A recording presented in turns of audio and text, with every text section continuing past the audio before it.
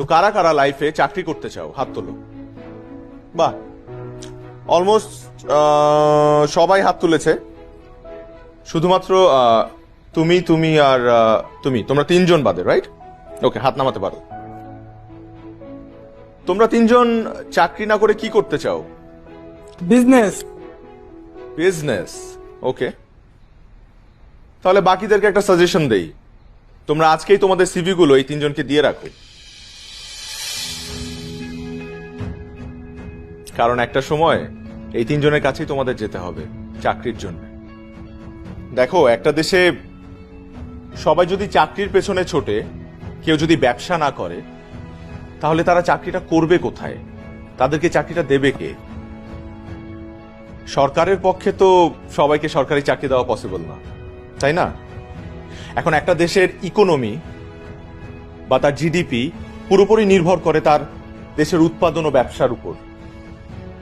দেশে যত বেশি ব্যবসা হবে, তত বেশি কর্মসংস্থান হবে এবং তোমরা ভালো ভালো চাকরির সুযোগ পাবে। তারপর আমি খেয়াল করেছি যে সবার একটা ভ্রান্ত ধারণা আছে যে বিজনেস করলে বড়লোক হওয়া যায়, বা মানুষ ব্যবসা করে শুধুমাত্র বড়লোক হওয়ার জন্য। কিন্তু বিষয়টা কিন্তু তা নয়।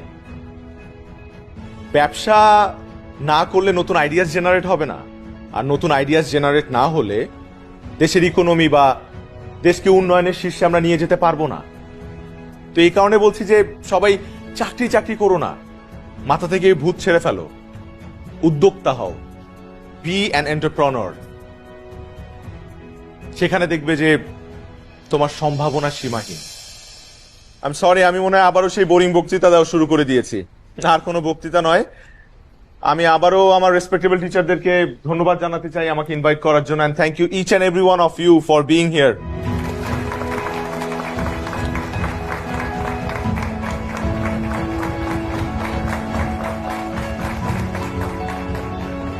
ওকে, থ্যাংক ইউ, গুড লাক।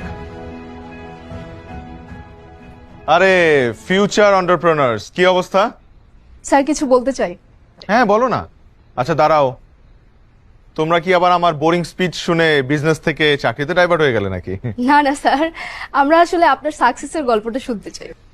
এই পর্যায়ে পৌঁছানোর পিছনে আপনার স্ট্রাগলের গল্পটা আমরা একটু জানতে চাই। আমার গল্প?